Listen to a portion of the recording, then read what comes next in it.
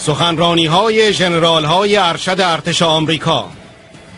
ارتشبد هیو شلتون، رئیس ستاد مشترک نیروهای مسلح آمریکا 1997 2001، دارای نشان افتخار و مدال طلای خدمات برجسته از کنگره ایالات متحده.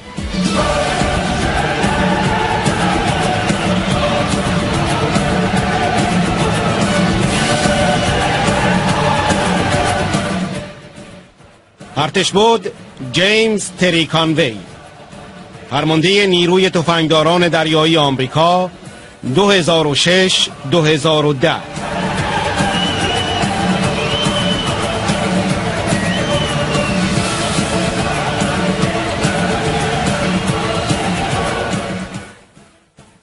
ارتشبد چاک والد، جانشین پیشین فرماندهی عالی ایالات متحده در اروپا.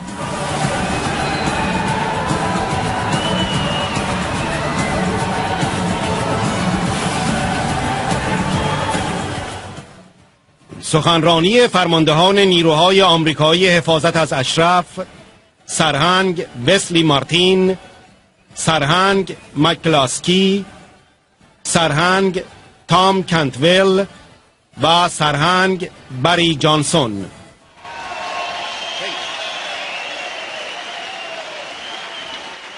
Now it is my honor to introduce to you Army General Hugh Shelton, former Chairman of the United States Joint Chiefs of Staff. General.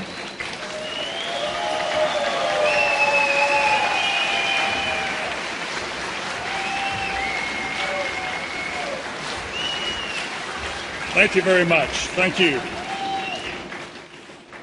Madam Rajvi and other distinguished guests, of which I am very honored to be among here today. Ladies and gentlemen, and especially those friends of ours that are watching today from Camp Ashraf and Camp Liberty, Salam.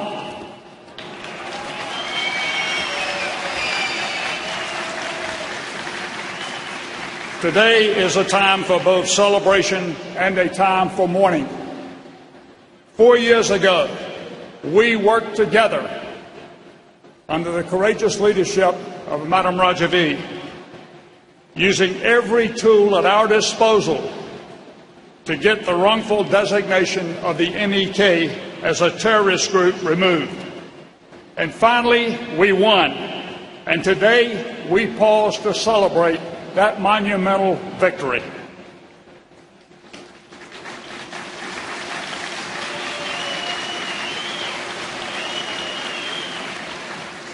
The right road is seldom the easy road.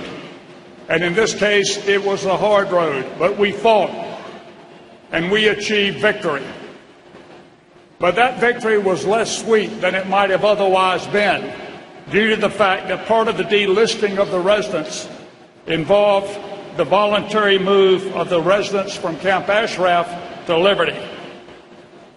And of course, our U.S. State Department quickly changed the name to Harai when they recognized that the place did not approximate any form of the word liberty. But with both the U.S. and UN assurances for their safety, some 3,100 residents made that move to Camp Liberty in January of last year. So now, let us review the facts. The United States, yes, the United States, not the European Union, not the UN, at this point has made two guarantees.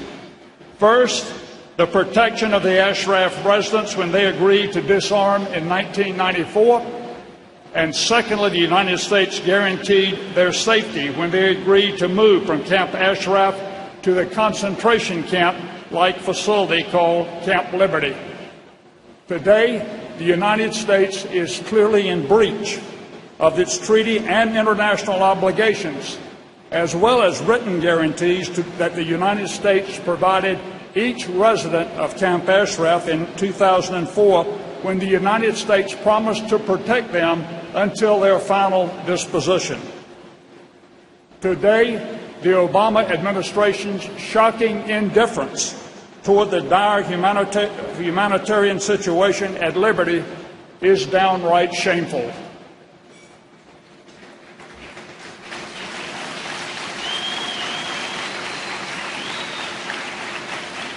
it pains me to see my government turn its back and to display such indifference, and most of all, to ignore its commitments and its promises. That is not the American way.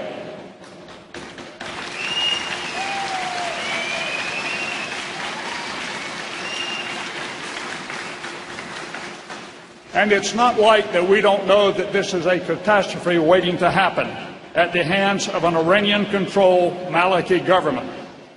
The first rocket attack, as we know, occurred last February, and the latest occurred just a week ago today. But that's not the full story.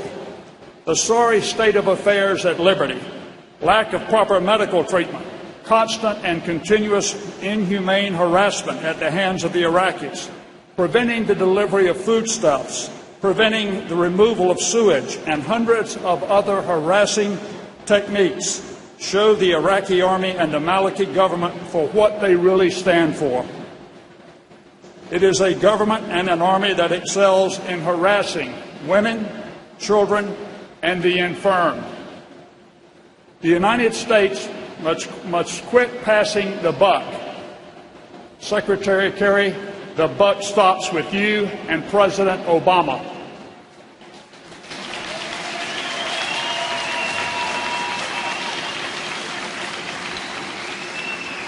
And talking about buck passing, I noted in Secretary Kerry's statement issued immediately after the rocket attack, he said, and I quote, "We remain absolute. The United States remains committed to assisting the government of Iraq and UNAMI in implementing the December 25, 2011 agreement to quickly relocate the residents of Camp Hawaii outside Iraq. We must find a permanent and long-term solution that ensures their safety." End of quote. Notice how he very quickly passed the blame to the United Nations, to UNAMI, and to Iraq. What about the United States' commitments and promises? He did not address those. And so after 18 months of living in squalor-like conditions in so-called Camp Liberty, all the promises and commitments made by the United States, including the Obama administration, stand still. Let's review. More Liberty residents have been killed or injured in the so-called Camp Liberty than have been resettled. We must all continue to pressure an ineffective UN and UNAMI, and including the Secretary General, to get personally involved and not send in another, what in my opinion was a lackey like Kobler. The Obama administration needs to forego issuing Casper milquetoast comments and get tough with the Iraqis. Quit calling for the Iraqis to identify the terrorists and call a spade a spade. The Iraqis are either the terrorists or they are supportive of the terrorists.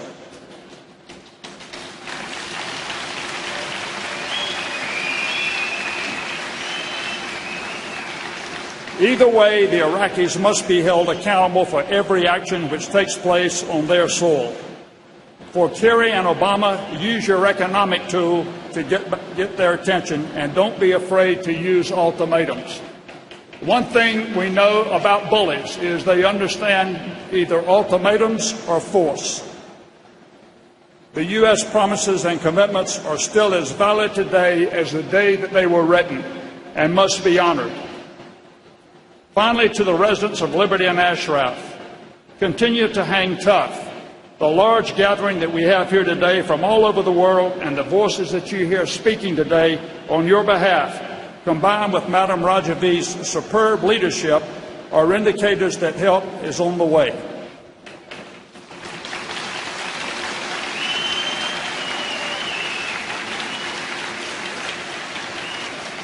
Then we can get on with the real business of getting the tyrannical and theocratic leadership of Iran replaced with a government based on the democratic principles laid out by Madam Rajavi. Then and only then will we declare victory. Thank you very much. I'd like to invite two speakers to come up. General James Conway, who is the 34th Commandant of the Marine Corps, and General Chuck Wald, former Deputy Commander of U.S. European Command Headquarters. Thank you. Thank you, folks. I was one of those generals in Iraq who saw the MEK. It was an unusual relationship. I watched it go to tragic. What I want to talk to you folks about just briefly is how do you win? How does a resistance movement prove successful? Down through the ages, there have been hundreds of them, every era, every country. Many more have failed than have succeeded, but for those that have succeeded, there is a methodology. So how do you win? First, you must have a cause. The cause will give you moral ascendancy. The cause will rally people to your colors. There can be no better cause than freedom and liberty for the people in Iran. But that you want to take it to your brothers and sisters is a great thing. Secondly, you need to have strong and capable leadership. People with a vision. People who see the big picture. People who know where to take the organization. I am convinced that you have that in Madame Rajvi. To win, you need allies, friends, and partners. Ladies and gentlemen, you saw the stage earlier this afternoon.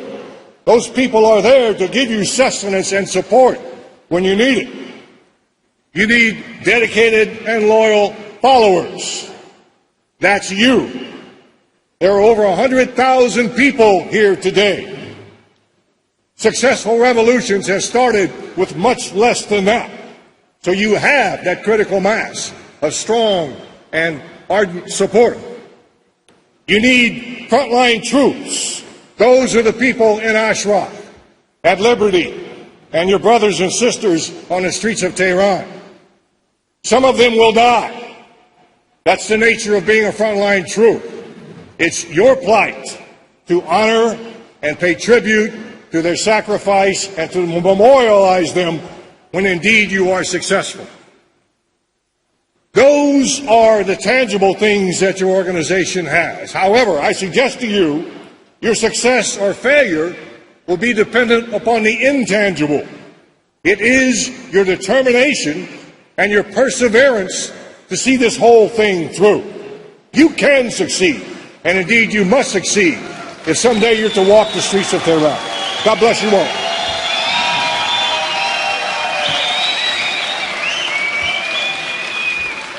I do promise to be short, but I will just say that, first of all, I'd like to congratulate President-elect Madam Rajvi for being delisted. I think that's significant, and some of the part we played is important. But I would like to say one thing, that I'm here with 5 other general officers of who I respect immensely. General Jim Jones is my mentor. We believe in freedom. We believe in the freedom of individuals. And I think the reason I'm here today is because you stand for the same thing, freedom and dignity and honor. So I wish the best to you all. Thank you.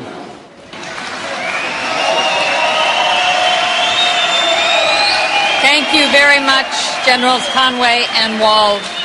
I want to welcome up to the podium Colonel Wesley Martin, the first Colonel Commander of Ashraf.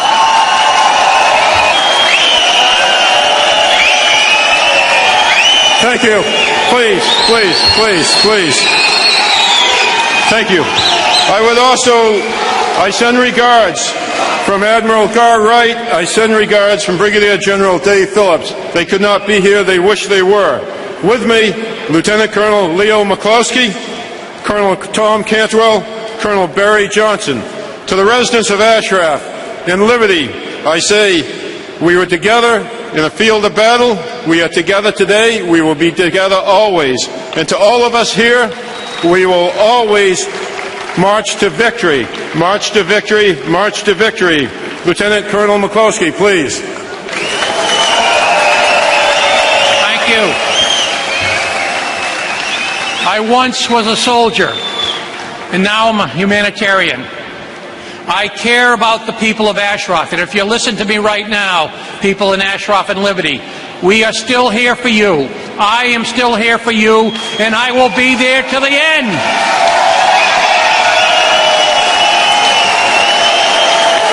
I will not rest until you rest. You are my brothers and my sisters. God bless you, and keep up your struggle, as I will keep mine up. You are all heroes. Thank you.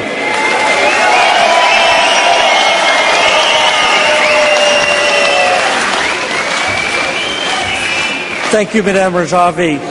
10 years ago, almost to the day, I arrived at Ashraf.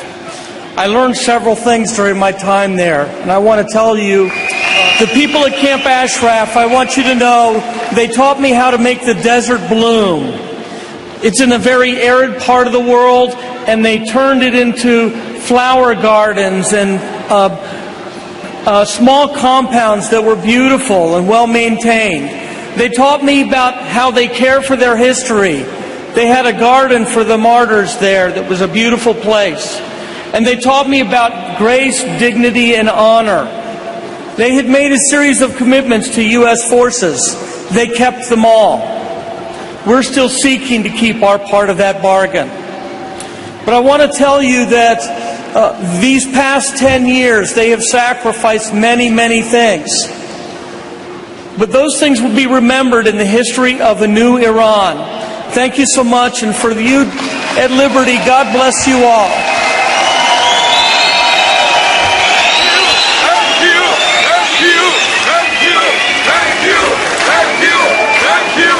All of us who have chosen to care and who have chosen to honor our commitments and responsibilities are resolved to see the people of Camps Liberty and Ashraf safe once and for all. We are here for you. We stand with you. Thank you.